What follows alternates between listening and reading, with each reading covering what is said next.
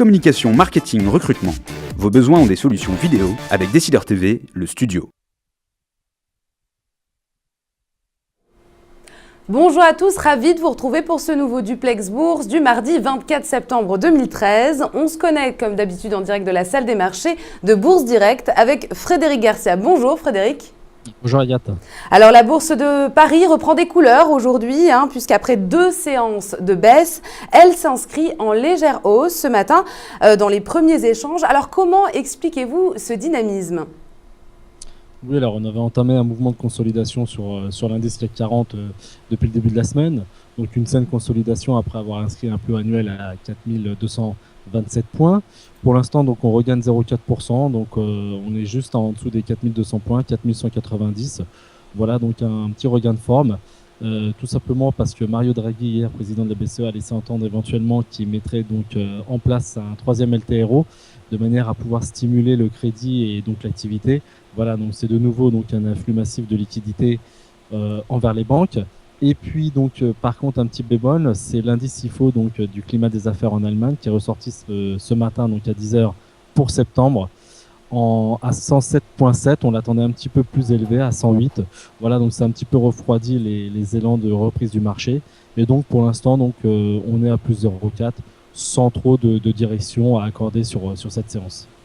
Un mot maintenant sur les supports et résistances à surveiller aujourd'hui.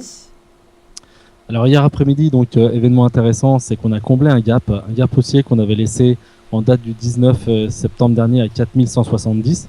Voilà, donc on a comblé ce gap. On a un autre gap qui se situe un petit peu plus bas, donc gap haussier toujours, entre 4117 et 4131. Et pour nous, ce serait donc l'objectif de retracement donc de ce mouvement de consolidation-correction. Somme toute, pour l'instant, dans des proportions mesurées, donc pas trop d'inquiétude.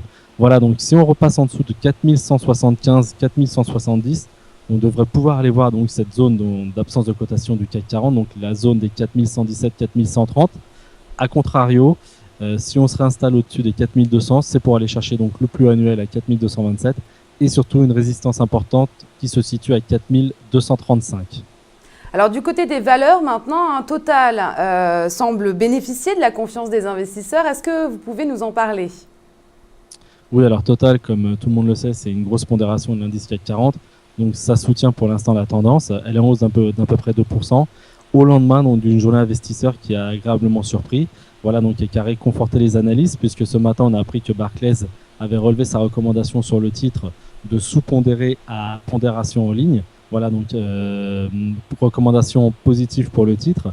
Voilà, donc ce qu'on a appris par rapport à la réunion d'investisseurs d'hier, c'est que Total a annoncé prévoir une baisse de ses investissements dès 2014 dans l'amont, c'est-à-dire l'exploration et la production, pour entrer dans une phase de croissance de sa production et de son cash flow disponible. Voilà, donc le groupe prévoit une croissance notable de son cash flow et qui bénéficiera à la fois de l'apport de démarrage de projets de l'amont et de la restructuration de l'aval, c'est-à-dire le raffinage et la chimie.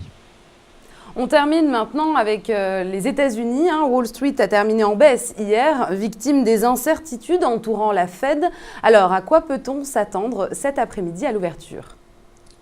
Oui, alors les indices américains sont à peu près dans le même environnement, dans les mêmes circonstances que les indices européens, c'est-à-dire qu'ils sont en train de consolider légèrement donc, par rapport au plus haut historique inscrit récemment. Donc pas d'inquiétude pour l'instant. On a pour l'instant des futurs américains qui plaident pour une ouverture proche de l'équilibre. Et deux indicateurs cet après-midi d'importance. Avant tout, à 15h, l'indice Case-Shiller des prix de l'immobilier en juillet dans les 20 métropoles les plus importantes aux États-Unis. Donc, une évolution des prix de l'immobilier, ça, c'est un facteur primordial pour la reprise de l'économie, qui est fortement surveillé par la Fed. Et l'indice de confiance des consommateurs à 16h, où là, on attend un léger recul à 79,8 contre 81,5 en juillet aussi. Voilà, donc ça, l'indicateur sera pour le mois d'août cette fois-ci. Voilà, donc on a d'une part de l'immobilier et de la consommation, donc qui sont les deux piliers de la reprise de l'économie américaine, avec aussi éventuellement l'emploi, bien évidemment l'emploi. Voilà, donc c'est une journée relativement chargée en termes d'indicateurs économiques qui devrait donc dicter la tendance pour le reste de la semaine. En attendant, il va falloir commencer à l'envisager. Le résultat donc des trimestriels avec le lancement de la saison des troisièmes trimestres avec Alcoa le 8 octobre prochain. Merci beaucoup Frédéric pour toutes ces précisions. On se retrouve demain pour un nouveau duplex En attendant, très bonne séance à tous. Au revoir. Bonne journée.